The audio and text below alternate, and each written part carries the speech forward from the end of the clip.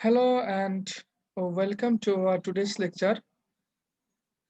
We are learning about various aspects of solution from the pharmaceutical viewpoint, and this is lecture 2. In the previous lecture, we learned about the basic concepts or definitions of solution, solute, solvent, dissolution, and solubility. Today, we are going to discuss about the types of solution. What happens when you add more and more solute in the same volume of solvent at a fixed temperature? Suppose you have got 250 ml water, which is kept in a conical flask or volumetric flask, and you are adding sodium acetate, for example, and the volume of and the amount of sodium hydroxide you are adding will continuously become less and less soluble within this amount of solvent. At a certain point, there will be a phenomenon which is known as the crystallization of the solute will take place. So let's take a look what will happen uh, when the crystallization takes place. This is the phenomenon of crystallization. In this way, the crystallization occurs when you add more and more solute within the same volume of solvent. That means you have added enough solute, and this amount of solute has exceeded the capacity of the solvent present at this particular temperature. So when the amount of solute is beyond the capacity of the solvent, then it becomes crystallized, and this is known as supersaturated solution. This is known as supersaturated solution. Before a solution becomes a supersaturated solution, it is regarded as saturated solution. And prior to saturated solution, it is termed as unsaturated solution. So from the unsaturated solution, it becomes a saturated solution, and finally it becomes supersaturated solution when addition of a slight amount of solute produces this crystallization or crystallizing effect. তাহলে যেটা আমরা এতক্ষণে বললাম সেটা হচ্ছে যে যদি একটা নির্দিষ্ট তাপমাত্রায় নির্দিষ্ট পরিমাণ সলভেন্টের ভিতরে আপনি সলিউট অ্যাড করতেই থাকেন তাহলে কি হবে? তো প্রথমে এই সলিউটের ক্যাপাসিটি যতটুকু আছে সেই ক্যাপাসিটি অনুসারে এটা সলিউবল হবে। এরপরেও যদি আপনি সলিউটকে অ্যাড করতেই থাকেন তাহলে একটা সময় আসবে যখন এটা সলিউবল হবে না। এটা যেভাবে দিয়েছেন সেভাবে চলে আসবে, অর্থাৎ ক্রিস্টালাইজেশন হবে। পুরা সলিউটটা ক্রিস্টাল তৈরি করবে, যেটা আপনারা অ্যানিমেশনে দেখতে পাচ্ছেন। তো এই যে ঘটনাটা, তখন এটাকে বলা হবে সুপার স্যাচুরেটেড সলিউশন। বাংলায় এটাকে বলা হয় অতিপৃক্ত দ্রবণ। আর যেটাকে স্যাচুরেটেড সলিউশন আমরা বলি সেটাকে আমরা বলি হচ্ছে বাংলায় বলি সম্পৃক্ত দ্রবণ। আর যেটার ভিতরে এই ক্রিস্টালাইজেশন হচ্ছে না, অর্থাৎ সম্পৃক্ত না হলে তাকে আমরা বলি অসম্পৃক্ত দ্রবণ।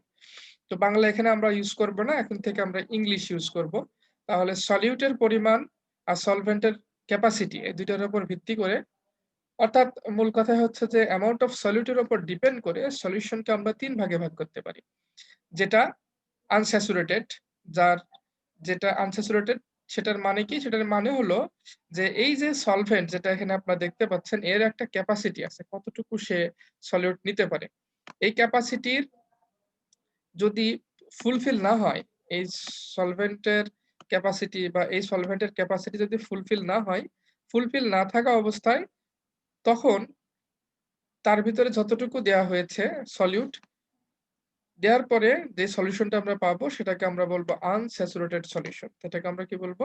Unsaturated solution. এর নাম কি? Unsaturated solution. আনস্যাচুরেটেড সলিউশন কাকে বলবো আমরা? আনস্যাচুরেটেড সলিউশন হচ্ছে যে আপনার সলভেন্টের যেই ক্যাপাসিটি, সেই ক্যাপাসিটির থেকে কম পরিমাণে সলিউট সেখানে বিদ্যমান আছে। সলভেন্টের ক্যাপাসিটি ফুলফিল হয় নাই। অর্থাৎ যদি আমরা এই 100 ml পানির কথা চিন্তা করি, তার ক্যাপাসিটি হলো সে মূলত 30 গ্রাম পর্যন্ত সোডিয়াম ক্লোরাইড ডিসলভ করতে পারে খুব ইজিলি। আর যদি আপনি 30 গ্রাম দিয়ে দেন, তো তার ক্যাপাসিটি সে ফুলফিল করে ফেলবে। তো এখন যদি 30 গ্রাম না দেন, তাহলে কি হবে? 30 গ্রাম যদি না দেন, তাহলে তার যে ক্যাপাসিটি ছিল, সলভেন্টের যে ক্যাপাসিটি ছিল, সে ক্যাপাসিটি থেকে কম পরিমাণে এখানে সলিউট বিদ্যমান। সলভেন্টের ক্যাপাসিটি ছিল কত? ক্যাপাসিটি ছিল 100 ml এ 30 গ্রাম সলিউট। সোডিয়াম ক্লোরাইডের কথা বলছি আমরা, যে 100 ml এ 30 গ্রাম পর্যন্ত সোডিয়াম ক্লোরাইড যেতে পারে। তাহলে 100 ml সলভেন্টের ক্যাপাসিটি ছিল it can dissolve 30 gram sodium chloride at a particular temperature. যদি এই 30 গ্রাম এর থেকে কম আপনি দেন, আপনি হয়তোবা 25 গ্রাম দিয়েছেন বা 22 গ্রাম দিয়েছেন, 22 গ্রাম অথবা 25 গ্রাম এরকম দিয়েছেন, অথবা 1 গ্রাম 2 গ্রামও দিতে পারেন। ঠিক আছে? 1 গ্রাম 2 গ্রামও দিতে পারেন। তো যদি 1 গ্রাম 2 গ্রাম দেন, তাহলে তো তার ক্যাপাসিটি ফুলফিল হয় নাই।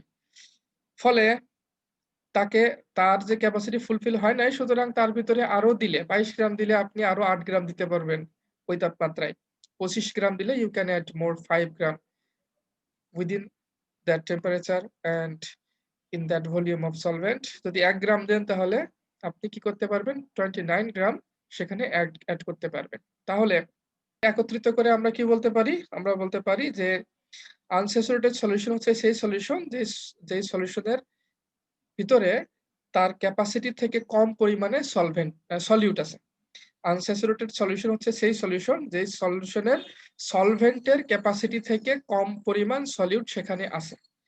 এটাকে বলা হবে আনস্যাচুরেটেড সলিউশন অথবা ডাইলুট সলিউশন।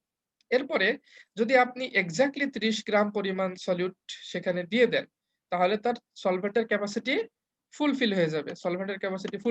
সলভেন্টের সলিউশন কি হবে? এক্সাক্টলি আপনি 30 গ্রাম পরিমাণ, এখানে উদাহরণস্বরূপ বলা হচ্ছে 30 গ্রাম পরিমাণ সোডিয়াম ক্লোরাইড 100 ml ওয়াটারের ভিতরে একটা টেম্পারেচারে ডিসলভ করতে পারে। তো আপনি 30 গ্রামই যদি দিয়ে দেন, 30 গ্রামই দিয়ে দিয়েছেন, 100 ml পানি আছে ওই টেম্পারেচারের ভিতরে দিয়ে দিয়েছেন। ফলে এটাকে আমরা কি বলবো? এটাকে আমরা বলবো স্যাচুরেটেড সলিউশন। এরপরে এর ক্যাপাসিটি তো ফুলফিল হয়ে গেছে। প্রথমে ছিল আনস্যাচুরেটেড, যেখানে তার ক্যাপাসিটি থেকে কম পরিমাণ সলিউট ছিল। এরপরে আসলো স্যাচুরেটেড, যেখানে তার ক্যাপাসিটি পরিমাণ সলিউট তার ভিতরে ডিসলভ করা হয়েছে। এখন আপনি যদি এই ক্যাপাসিটির উপরে আরো বেশি সলভেন্টের ভিতরে আরো বেশি সলিউট তার ভিতরে ডিসলভ করার চেষ্টা করেন, তখন যে ফিনোমিনন ঘটে সেটা আপনারা দেখতেই পাচ্ছেন, যেরকম ক্রিস্টালাইজেশন ঘটে। স্যাচুরেটেড সলিউশন, সুপার স্যাচুরেটেড সলিউশনটা হয়তোবা দেখে বোঝা যাবে না যে এটা সুপার স্যাচুরেটেড, কিন্তু এক ফোঁটা কোনো জিনিস দিয়ে দিলেই, সামান্য পরিমাণে এক ফোঁটা ওই সলভেন্টটা দিয়ে দিলে তখনই ক্রিস্টালাইজেশন শুরু হয়ে যায়। তখন বোঝা যাবে যে এটা আসলে স্যাচুরেটেড হয়ে গেছে, অলরেডি স্যাচুরেটেড হয়ে গেছে। এখন এটা সুপার স্যাচুরেটেড সলিউশনে কনভার্ট হয়ে গেছে। তার ক্যাপাসিটি সে এক্সিড করে গেছে। It has exceeded the capacity of the solvent that can dissolve the amount of solute in that particular temperature. তো নির্দিষ্ট পরিমাণ সলভেন্টের ভিতরে ওই টেম্পারেচারে যতটুকু সলিউট সে ডিসলভ করতে পারে, এক্সিড করে গেছেন, সেটার পরিমাণকে আপনি অতিক্রম করে গেছেন। ফলে এটা ক্রিস্টালাইজেশন হয়ে গেল। এর থেকে আপনি বুঝতে পারলেন যে এটা হচ্ছে একটা সুপার স্যাচুরেটেড সলিউশন। এই তিনটাকে আমরা একটু সংজ্ঞা আকারে পড়ি। তো depending upon the amount of solute, solutions are three types. Number one, unsaturated solution. Number two, unsaturated solution. Number three, saturated, supersaturated solution. Okay, first of all, what is saturated solution? Saturated solution is a solution to which no more solute can be added at a particular temperature. তো saturated solution হচ্ছে সেই solution যার ভিতরে no more solute can be added, তার ভিতরে আর কোনো solute add করা যাবে না। একটা পার্টিকুলার টেম্পারেচার এখানে খুব ইম্পর্টেন্ট ফ্যাক্টর, কারণ টেম্পারেচার বৃদ্ধি করলে আনস্যাচুরেটেড সলিউশন ও স্যাচুরেটেড কম বেশি করলে আর কি স্যাচুরেটেড আনস্যাচুরেশন এগুলো পরিবর্তিত হয়ে যায়। সো আমরা যেটা বলতেছিলাম যে আগের যেরকম যেটা উদাহরণ আছে সেখান থেকে আমরা যদি দেখি, ধরেন সেখানে কি ছিল যে সোডিয়াম ক্লোরাইডের একটা পার্টিকুলার অ্যামাউন্টের কথা উল্লেখ করা হয়েছিল, যে 100 ml যে পানি, 100 ml ওয়াটার, লিকুইড ওয়াটারের ভিতরে একটা পার্টিকুলার টেম্পারেচারে আমরা 30 গ্রাম পর্যন্ত সোডিয়াম ক্লোরাইড তার ভিতর ডিসলভ করতে পারি। তো এখন যদি টেম্পারেচার 25 ডিগ্রি হয়, NTP normal temperature and pressure হয়, তাহলে হয়তোবা এটা ঠিক আছে। এখন ধরেন যে 25 ডিগ্রি সেলসিয়াস টেম্পারেচারে 100 ml সোডিয়াম ওয়াটারের ভিতরে 30 গ্রাম সোডিয়াম ক্লোরাইড ডিসলভ হয়। But if you increase the temperature from 25 degree Celsius to 100 degree Celsius, then more amount of sodium chloride could be dissolved within this particular amount of water. তো বেশি পরিমাণে আপনার solute add হতে পারে। সুতরাং temperature এখানে খুব গুরুত্বপূর্ণ ফ্যাক্টর। আবার if you drop the temperature from 25 degree Celsius to 0 degree Celsius, this 30 gram sodium chloride may not be dissolved within this 100 ml of water. যদি আপনি মানে 25 ডিগ্রি থেকে টেম্পারেচার ড্রপ করে ফেলেন 0 ডিগ্রিতে, কমিয়ে নিয়ে আসেন, তাহলেও হয়তোবা 30 গ্রাম সরি 30 গ্রাম সোডিয়াম ক্লোরাইড সেখানে সলিবল হবে না। So depending upon the temperature, it may be a saturated, may be a unsaturated, and may be a supersaturated solution. Therefore, you must mention what is the temperature. That means you have to incorporate the term temperature whenever you are defining it is a saturated solution, it is a supersaturated solution, or it is a unsaturated solution. So in the definition of these three types of solution, which is actually based on the amount of solute, must incorporate the term temperature.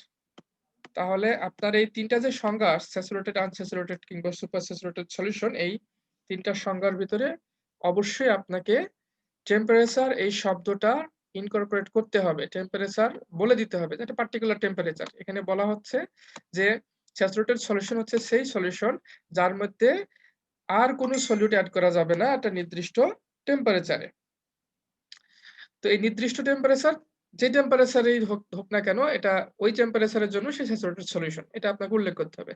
এজন্যই বলতেছে কি, যেহেতু temperature এখানে একটা গুরুত্বপূর্ণ ভূমিকা পালন করে, টেম্পারেচার এর ভূমিকা এখানে বিদ্যমান, যেটা আমরা অলরেডি বললাম, যে সেজন্য এখানে কি বলা হচ্ছে, as temperature affects the solubility of a substance, যেহেতু টেম্পারেচার একটা সলিউট বা একটা বস্তুর বা একটা সলভেন্টের সলিবিলিটিটাকে গুরুত্বপূর্ণ solubility ক্ষেত্রে গুরুত্বপূর্ণ ভূমিকা পালন করে। Therefore, a saturated solution at lower temperature may become a dilute solution at higher temperature. কাজেই যে সলিউশনটা একটা নিম্ন তাপমাত্রায় সম্পৃক্ত দ্রবণ বা স্যাচুরেটেড সলিউশন হিসেবে গণ্য হচ্ছে, সেটাই হায়ার টেম্পারেচারে তখন সেটা আনস্যাচুরেটেড সলিউশন হিসেবে গণ্য হবে। আনস্যাচুরেটেড সলিউশনের অপর নাম হচ্ছে ডাইলিউট সলিউশন, আনসলিউশন। তো স্যাচুরেটেডের ঠিক বিপরীতটা হবে হচ্ছে আনস্যাচুরেটেড সলিউশন। তার মানে কি, স্যাচুরেটেড সলিউশন হচ্ছে কোনো নতুন কোনো সলিউট নিবে না। আর তাহলে আনস্যাচুরেটেড সলিউশন কি করবে, সে হচ্ছে নতুন সলিউট নিবে। আনস্যাচুরেটেড সলিউশন স্যাচুরেটেড সলিউশনের ঠিক উল্টা ঘটনা ঘটাবে। স্যাচুরেটেড সলিউশন কি করতে পারে, যে no more solute can be added, যার ভিতরে নতুন করে কোনো সলিউট অ্যাড করতে পারবে না, কারণ তার ক্যাপাসিটি ফুলফিল হয়ে গেছে। তাহলে আনস্যাচুরেটেড সলিউশন কি হবে, যেখানে মোর সলিউট ক্যান বি অ্যাডেড। ঠিক আছে, তাহলে মোর সলিউট ক্যান বি অ্যাডেড, তার মানে তার ক্যাপাসিটি এখনো ফুলফিল হয় নাই। তো আমরা কি বলছি, আমরা বলতেছি unsaturated solution is a solution to which more solute can be added to dissolve.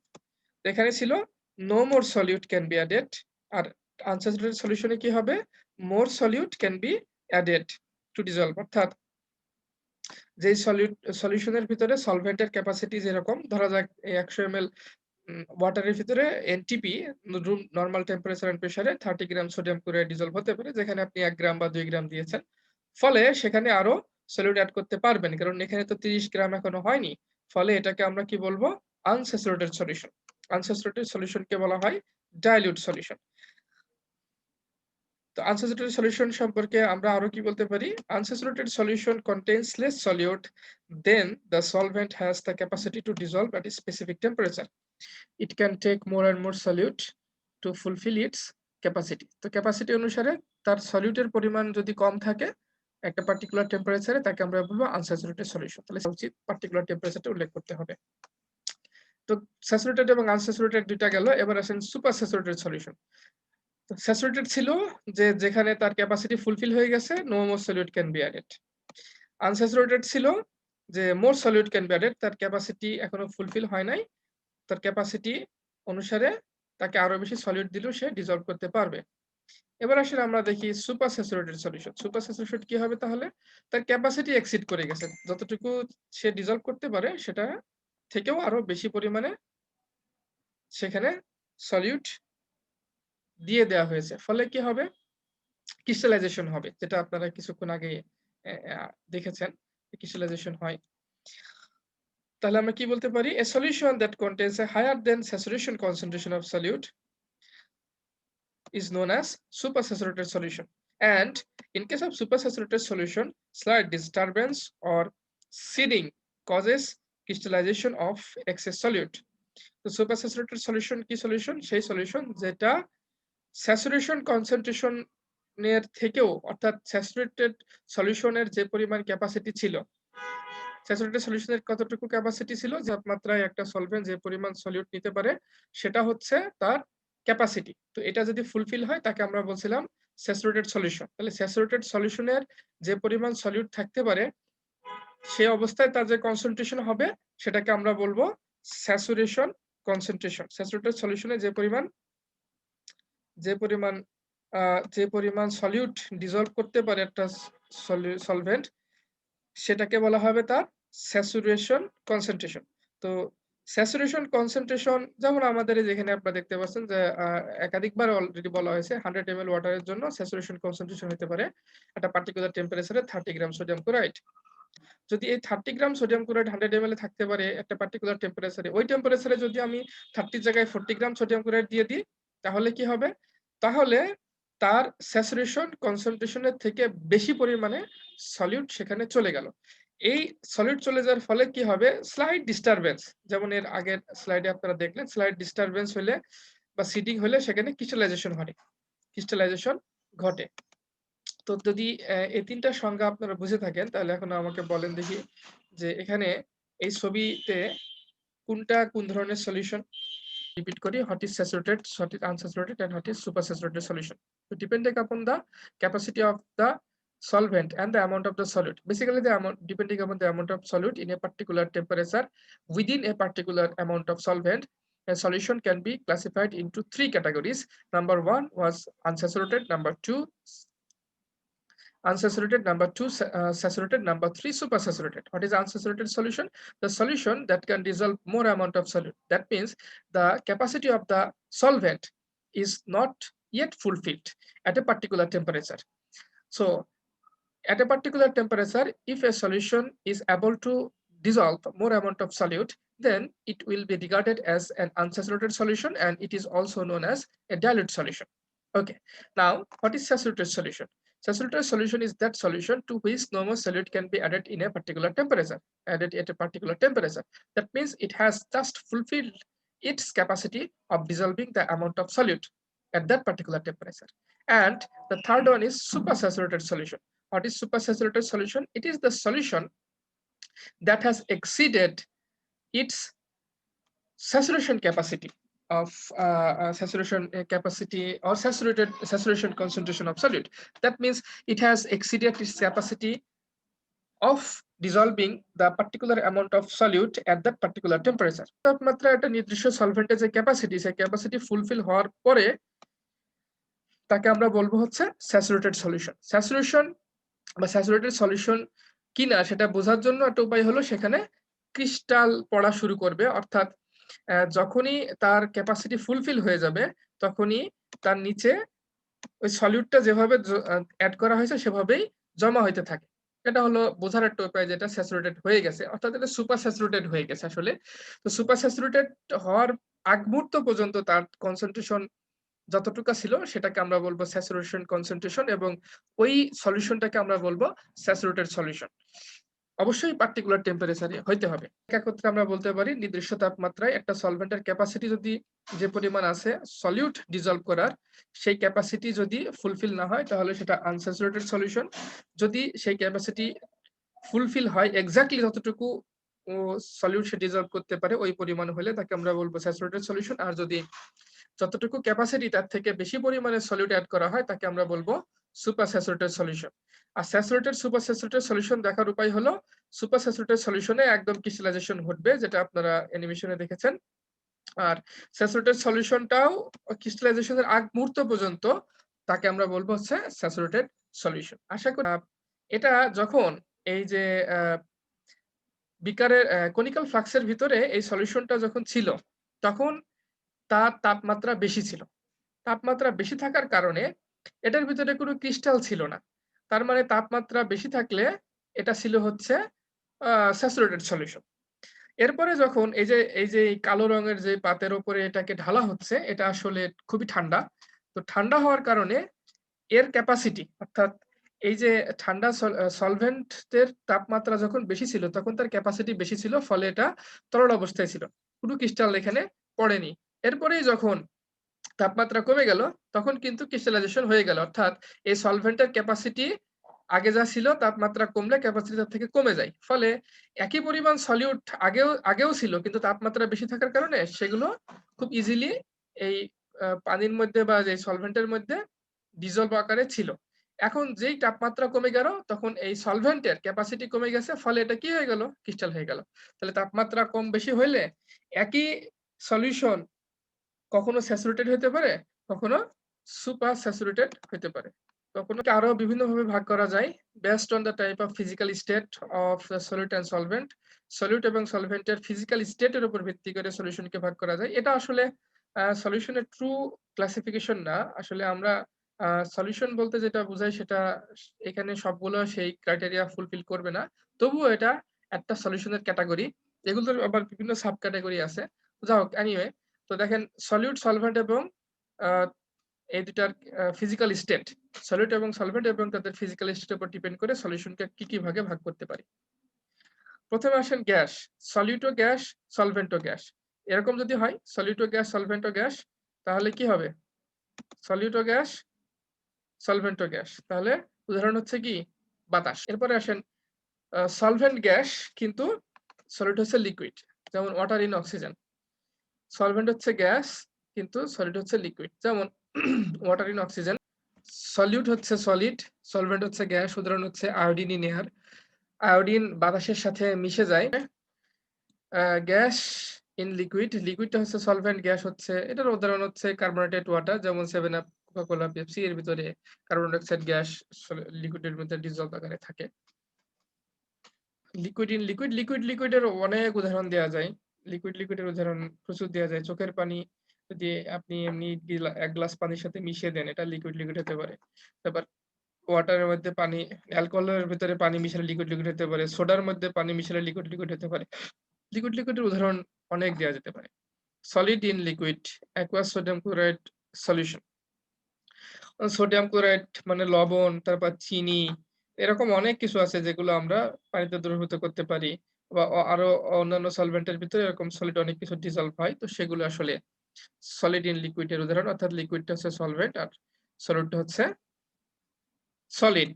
তারপরে gas in solid, hydrogen in palladium. Palladium হচ্ছে আপনার সলভেন্ট, আর গ্যাস হচ্ছে হাইড্রোজেন হচ্ছে তার সলিড। আবার liquid in solid, mercury in silver, mineral oil in paraffin, তারপর solid in solid, gold silver mixture, ইত্যাদি ইত্যাদি। ক্লিয়ার করা যে আসলে সলভেন্ট এবং সলিড কাকে বলে। তাই ওকে, এবার হচ্ছে কনসেন্ট্রেশন অফ সলিউশন। কনসেন্ট্রেশন কাকে বলে? কনসেন্ট্রেশন মানে হচ্ছে তার ঘনত্ব বা ঘনমাত্রা। ঘনত্ব কাকে বলে? ঘনত্ব হচ্ছে একটা একটা জিনিসকে প্রকাশ করে, যে একটা সলিউশনকে প্রকাশ করে ঘনত্ব দিয়ে, যেটা পাতলা নাকি হচ্ছে গাঢ়, এটা প্রকাশ করে ঘনত্ব দিয়ে। It is concentrated or dilute or unsaturated, whatever you say, is depicted by the term concentration of a solution. তো concentration কাকে বলা হয়? Concentration of a solution is defined as the amount of solute present in a given amount of solution. একটা নির্দিষ্ট পরিমাণ সলিউশনের ভিতরে কি পরিমাণ সলিউট আছে, সেইটাকে আমরা বলি কনসেন্ট্রেশন। আচ্ছা, তো এটাকে বোঝার জন্য আমাদের একটু করতে হবে, একটা ইকুয়েশন দেখি আমরা। আচ্ছা, সবই একবারে দেখি একটু।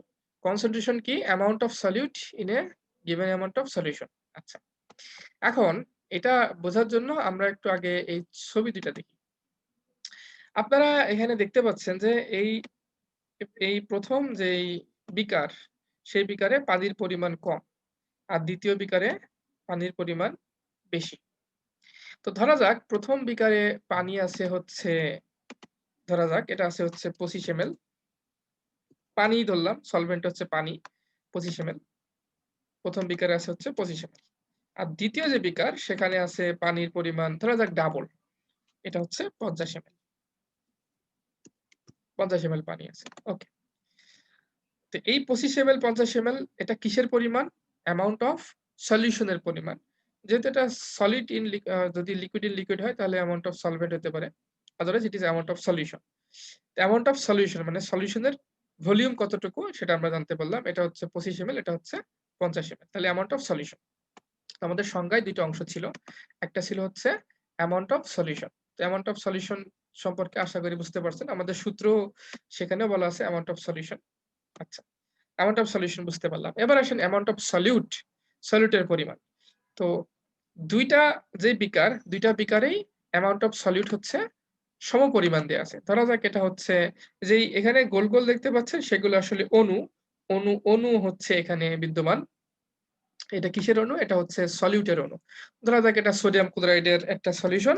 ফলে এখানে সোডিয়াম ক্লোরাইডের অণু এখানে আমরা দেখতে পাচ্ছি, মলিকুল দেখতে পাচ্ছি। যেহেতু সলিউশনের ডেফিনিশন ছিল, solution is a homogeneous mixture of 2 or more components at the molecular level that forms a homogeneous mixture, or solution is a homogeneous mixture of 2 or more components at the molecular level that forms a single phase. তো সুতরাং এটা হচ্ছে molecular লেভেলের mixture, কাজে sodium ক্লোরাইডের মলিকুলগুলো এর ভিতরে আমরা দেখতে পাচ্ছি। ধরা যাক সোডিয়াম ক্লোরাইড এখানে ছিল হচ্ছে আ ৫ গ্রাম, ৫ গ্রাম, ৫ গ্রাম সোডিয়াম ক্লোরাইড ছিল। কোথায় আছে? ২ জায়গায় বিদ্যমান। ১ম যে বিকার সেখানেও ৫ গ্রাম সোডিয়াম ক্লোরাইড বিদ্যমান এখানে। আর দ্বিতীয় যে বিকার সেখানেও ৫ গ্রাম সোডিয়াম ক্লোরাইড বিদ্যমান। ওকে। তো ২ জায়গায় ৫ গ্রাম সোডিয়াম ক্লোরাইড বিদ্যমান। তাহলে ৫ গ্রাম সোডিয়াম ক্লোরাইডটা কিসের পরিমাণ? এটা হচ্ছে অ্যামাউন্ট অফ সলিউট। এটা হচ্ছে amount of solute, amount of solute. তাহলে কনসেনট্রেশন এর ডেফিনিশন কি ছিল? Amount of solute present in a given amount of solution. তার সূত্র কি? কোন সূত্র? আর এটা আমরা কনসেনট্রেশন বের করার জন্য কোন সূত্র বের করি? সূত্র হচ্ছে amount of solute divided by amount of solution. ঠিক আছে? তাহলে সূত্র ডেফিনিশন অনুসারে সূত্র সাজালে এরকম আসে।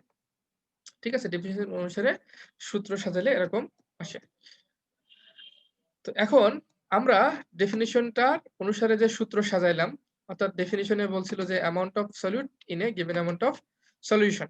তো amount of solute divided by given amount of solution করলে আমরা কনসেনট্রেশনের পরিমাণটা জানতে পারবো। তো প্রথম যেই বিকারটা, ফার্স্ট বিকারের জন্য আমরা যদি অ্যামাউন্ট অফ সলিউট এবং অ্যামাউন্ট অফ সলিউশন বসিয়ে দিই, তাহলে আমরা যে পরিমাণটা পাবো সেটা কি পাবো? প্রথম বিকারের জন্য, বিকার 1, এটার জন্য অ্যামাউন্ট অফ সলিউট হচ্ছে 5 গ্রাম আর amount of solution divided by হচ্ছে 25 ml, 25 ml। তাহলে এর কনসেন্ট্রেশন কি হবে? কনসেন্ট্রেশন হবে ৫ কে যদি আমরা ২৫ দিয়ে ভাগ দিই তাহলে যা আসবে সেটা হচ্ছে এর কনসেন্ট্রেশন হবে। সেটা হচ্ছে 0.2, 0.2 গ্রাম। যেহেতু গ্রাম আছে উপরে সুতরাং গ্রাম পার ml, এটা হচ্ছে তার কনসেন্ট্রেশন। গ্রাম পার ml, এটা হচ্ছে প্রথম বিকারের কনসেন্ট্রেশন। ওকে। এবার দ্বিতীয় বিকারের জন্য আমরা কনসেন্ট্রেশন বের করি। কনসেন্ট্রেশন বের করলে আমরা দেখতে পাবো কি?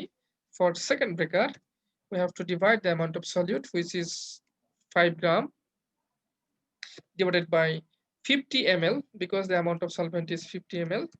So in this case, the concentration will be 0.1, 0.1 gram per ml. ওকে।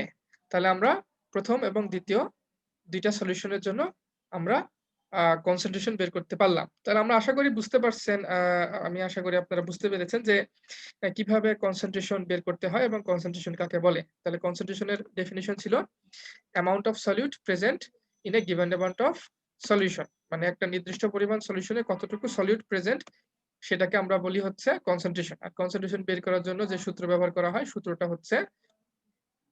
সূত্র হচ্ছে amount of solute divided by amount of solution.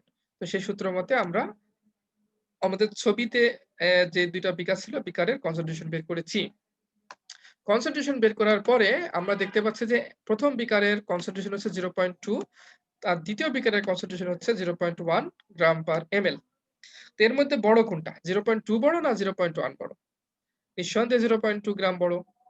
কারণ 0.2 গ্রাম হচ্ছে 0.1 গ্রামের ডাবল। 0.1 গ্রামের ডাবল হচ্ছে 0.2 গ্রাম। সুতরাং 0.2 গ্রাম হচ্ছে কনসেন্ট্রেশন বেশি। 0.2 গ্রাম হচ্ছে পরিমাণে বেশি, সুতরাং এটা হচ্ছে একটু বেশি কনসেন্ট্রেশন। আর 0.1 গ্রাম হচ্ছে কম কনসেন্ট্রেশন। যদি একটা সলিউশনের কনসেন্ট্রেশন কম থাকে তাকে আমরা কি বলি? তাকে আমরা বলব ডাইলিউট সলিউশন। আর যদি একটা সলিউশনের কনসেন্ট্রেশন বেশি থাকে তাকে আমরা বলব কি? Concentrated solution. যদি একটা সলিউশনের কনসেন্ট্রেশন কম থাকে তাকে আমরা কি বলবো? Dilute solution. তাহলে আমরা ইংলিশে কি বলতে পারি? বলতে পারি a solution containing a relatively low concentration of solute is called dilute solution। যে সলিউশনটা কম পরিমাণে সলিউট নিয়ে আসে তাকে আমরা বলবো হচ্ছে, বা যে সলিউশনের ভিতরে কম পরিমাণে সলিউট বিদ্যমান তাকে আমরা বলবো ডাইলিউট সলিউশন। এটাকে আমরা বলতে পারি আনস্যাচুরেটেড সলিউশন। আচ্ছা, তারপরে থাকলো হচ্ছে যে আরেকটা সলিউশন, যে সলিউশনে বেশি পরিমাণে সলিউট আছে। তাহলে কি বলবো? A solution of high concentration is called concentrated solution. যে সলিউশনের ভিতরে যে সলিউশনের কনসেন্ট্রেশন বেশি তাকে আমরা বলবো কনসেনট্রেটেড সলিউশন। তো কনসেন্ট্রেশন বেশি বলতে কি বোঝাচ্ছে? যে solution that is containing relatively high amount of solute. যে কনসেন্ট্রেশন, যে সলিউশনের ভিতরে বেশি পরিমাণে সলিউট বিদ্যমান তাকে আমরা বলবো হচ্ছে কনসেন্ট্রেটেড সলিউশন। তো দেখতে পাচ্ছেন যে সলভেন্টের কম বেশির কারণে, যেহেতু সলিউট এর পরিমাণ একই রকম ছিল, ফলে সলভেন্ট যখন বেশি ছিল তখন সেটা ছিল পাতলা দ্রবণ। কারণ বেশি পরিমাণ সলভেন্টের মধ্যে কম পরিমাণ সলিউট ছিল। আবার এই একই পরিমাণ সলিউট যদি কম পরিমাণ সলভেন্টের ভিতর দেওয়া হয় তাকে আমরা বলছি ঘন দ্রবণ। কারণ তার মধ্যে বেশি পরিমাণে, অল্প জায়গার মধ্যে বেশি পরিমাণে সলিড বিদ্যমান। তো একটা হচ্ছে কনসেন্ট্রেটেড সলিউশন, আরেকটা হলো ডাইলিউট সলিউশন। আমাদের এই উত্তর ম্যাথমেটিক্স থেকে আমরা দেখতে পারলাম যে সলিউশনটার কনসেন্ট্রেশন কম, অর্থাৎ যার মধ্যে কম পরিমাণে সলিউট আছে, অর্থাৎ 50 ml এর মধ্যে মাত্র 5 গ্রাম আছে। তার মানে এখানে অবশ্যই লো অ্যামাউন্ট অফ সলিউট বিদ্যমান। মানে সলিউটের কনসেন্ট্রেশন এখানে কম এই সলিউশনের ক্ষেত্রে। আর এই ক্ষেত্রে আর পরের যে প্রথম বিকারের ক্ষেত্রে কি হয়েছে? এখানে 25 ml এর মধ্যে 5 গ্রাম সোডিয়াম ক্লোরাইড বিদ্যমান। যেটা নিঃসন্দেহে 50 ml এর মধ্যে 5 গ্রাম যদি কম, অবশ্যই কম, সেই তার সাপেক্ষে আ 25 ml এর মধ্যে 5 গ্রাম অবশ্যই বেশি। 25 ml এর মধ্যে 5 গ্রাম অবশ্যই বেশি। তো এভাবে আমরা কনসেন্ট্রেশন ক্যালকুলেট করতে পারি। কনসেন্ট্রেশন শুধুমাত্র লিকুইডের জন্য হয় এমন না, সলিডের জন্য হইতে পারে। এটা শুধুমাত্র ভলিউমের জন্য হবে এমন না, এটা অনেক কিছুর জন্য হইতে পারে। যদি একটা ক্লাসে এট এ একটা ক্লাসে মাত্র ১০ জন স্টুডেন্ট আছে। আরেকটা ক্লাসে ১০০ জন স্টুডেন্ট আছে। তাহলে কনসেন্ট্রেশন কোন ক্লাসের কনসেন্ট্রেশন বেশি হবে? যে ক্লাসে ১০০ জন স্টুডেন্ট আছে সেই ক্লাসের কনসেন্ট্রেশন বেশি হবে। কারণ ১০০ স্টুডেন্ট পার ক্লাস। আরেকটা হচ্ছে ১০ স্টুডেন্ট পার ক্লাস। তাহলে কনসেন্ট্রেশন কোনটাই বেশি? যেখানে স্টুডেন্ট সংখ্যা বেশি। ওজনেরও কনসেন্ট্রেশন হইতে পারে আরকি। যে আমার একটা ব্যাগ আছে, ১ কার্টুন, একটা ছোট্ট একটা কার্টুন, যে একটা কার্টুন মনে করেন যে আপনার মোবাইল। আপনার হচ্ছে একটা মোবাইলের ওজন যদি কম বেশি হয়, তাহলে একটা একটা হচ্ছে একাধিক মোবাইল যদি এক জায়গায় থাকে, তো ৪-৫ টা মোবাইলের ওজন নেয়ার পরে যদি দেখেন যে ওজন অনেক বেশি, তাহলে আপনি বলবেন এটা ভারী, অনেক ভারী, কনসেনট্রেটেড। ভিতরের জিনিসগুলা অনেক কনসেনট্রেটেড, অর্থাৎ এর ভেতরে জিনিসগুলা সলিড সাবস্টেন্স বেশি। আর যদি ৪-৫ টা মোবাইল ওজন করার পরে দেখেন যে এটা খুব পাতলা, তাহলে বলবেন যে এর ভিতরে যে ম্যাটেরিয়াল দিয়ে তৈরি সেটা অনেক পাতলা টাইপের, অর্থাৎ এর ভিতরের ম্যাটেরিয়ালের কনসেনট্রেশন অনেক কম আছে। তো কনসেনট্রেশন আসলে একটা ইউনিভার্সাল টার্ম। এটা বিভিন্ন জায়গায় বিভিন্ন ক্ষেত্রে ব্যবহৃত হয়। কিন্তু আমরা এখানে মূলত দ্রবণের জন্য, সলিউশন এর জন্য কনসেনট্রেশন টার্মটাকে ইউস করব। Okay, and let's move on to our next topics. So depending upon the concentration, the solution can be divided into three main categories. They are normality, molality and modality. কনসেন্ট্রেশনের উপর depend করে সলিউশনকে মূলত ৩ ভাগে ভাগ করা হচ্ছে। একটা হচ্ছে মোলারিটি, একটা হচ্ছে নরমালিটি, একটা হচ্ছে মোলালিটি। এছাড়া আরো এদেরকে কনসেন্ট্রেশন আরো বিভিন্ন ভাবে প্রকাশ করা যায়। নরমালিটি, মোলারিটি ছাড়াও আরো অনেকভাবে কনসেন্ট্রেশনকে প্রকাশ করা যায়। যেমন হচ্ছে মোল পারসেন্ট, তারপর হচ্ছে percent by weight, that means percent W by W, percent by volume, that means percent V by V, percent weight per volume, that means percent W by V। এগুলো বিভিন্ন ভাবে প্রকাশ করা যায়। তো মোলারিটি কাকে বলে? মোলারিটি হচ্ছে moles of solute per litre of solution. আপনারা এই সংজ্ঞাগুলো খুব ভালোভাবে মুখস্থ করবেন। Moles of solute per litre of solution, এটাকে বলা হয় মোলারিটি। প্রকাশ করা হয় ক্যাপিটাল লেটার M দিয়ে। নরমালিটি কাকে বলে? গ্রাম equivalent weight of solute per litre of solution, এটাকে প্রকাশ করা হয় ক্যাপিটাল লেটার এন দিয়ে। তারপরে আরেকটা আছে মোলারিটি, তাকে আমরা কি বলি moles of solute per KG of solvent, সেটাকে প্রকাশ করা হয় ছোট হাতের এম দিয়ে। মোল ফ্র্যাকশনটা আসলে কি, সলিউট এবং সলভেন্টের মোলের যেই ভগ্নাংশ সেটাকে আমরা বলি মোল ফ্র্যাকশন, বাংলায় বলা হয় মোল ভগ্নাংশ। তাহলে এটা একটা রেশিও বা অনুপাত। কিসের অনুপাত?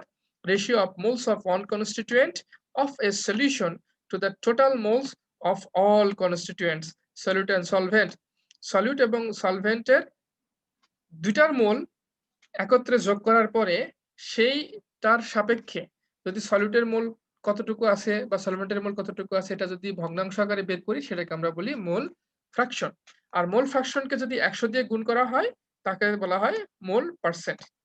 তাহলে মোল পার্সেন্ট হচ্ছে moles of one constituent in 100 moles of the solution. 100 দিয়ে গুণ করলে তাকে আমরা বলি মোল পার্সেন্ট। মোল পার্সেন্ট আসলে শতকরা প্রকাশ। তারপরে আছে percent by weight. Percent weight by weight মানে হচ্ছে সলিউট 100 গ্রাম সলভেন্টের মধ্যে কত গ্রাম সলিউট আছে, তার মানে gram of solute in 100 gram solution. Percent by volume কি, যে 100 ml সলিউশনের মধ্যে কতটুকু সলভেন্ট আছে, তাহলে ml of solute in 100 ml of solution.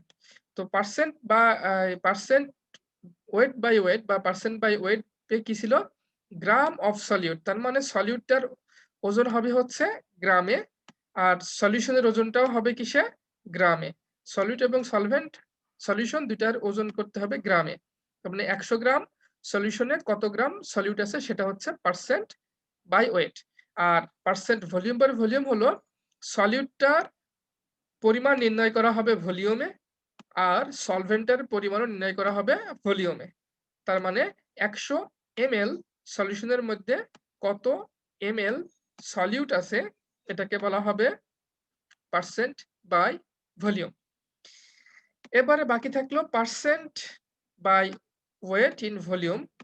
তো আপনারা দেখতেই পাচ্ছেন এখানে কি হবে, সেটা হচ্ছে gram of solute in 100 ml solution, অর্থাৎ 100 গ্রাম সলিউশনের মধ্যে কত গ্রাম সলিউট বিদ্যমান সেটাকে আমরা বলি পার্সেন্ট ওয়েট পার ভলিউম। তার মানে ওয়েট সলিউটটাকে মাপা হবে গ্রামে, আর সলিউশনটার পরিমাণ নির্ণয় করা হবে ভলিউমে। এবং এটা যদি 100 ml সলিউশন হয় তাহলে সেটা পার্সেন্টেজ হয়ে যাবে, মানে শতকরা নির্ণয় করা আর কি। তারপরে মিলিগ্রাম পার্সেন্ট আছে, milligram of solute in 100 ml solution. 100 ml সলিউশনের মধ্যে কত মিলিগ্রাম সলিউট আছে সেটা হচ্ছে তার মিলিগ্রাম পার্সেন্ট। এগুলো নিয়ে পরবর্তীতে আমরা আরো ডিটেলস আলোচনা করব। আপনারা এই সংজ্ঞাগুলা খুব ভালোভাবে আয়ত্ত করবেন। কাকে প্রত্যেকটা সংজ্ঞা আয়ত্ত করবেন। মোলারিটি হচ্ছে moles of solute per litre of solution, normality gram equivalent of solute per litre of solution, molality moles of solute per KG of solvent, and percent by weight হচ্ছে gram of solute in 100 gram solution, percent by volume হচ্ছে gram of solute in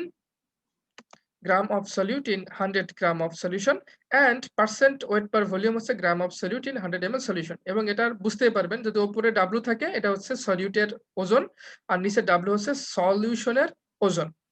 উপরের ভিটা হচ্ছে সলিউটের আয়তন ml এ, আর নিচের ভিটা হচ্ছে সলিউশনের আয়তন ml এ, ml মানে মিলিলিটারে। আর percent W by V কি, উপরের ডাব্লুটা হচ্ছে সলিউটের ওজন গ্রামে, আর নিচের ভিটা হচ্ছে সলিউশনের আয়তন ভলিউমে। তো এই সিম্বল গুলো মনে রাখলে আপনার ডেফিনিশন মনে রাখতে সহজ হবে। আজকে এই পর্যন্তই, আশা করি আপনারা বুঝতে পেরেছেন। Thanks to all for joining the class.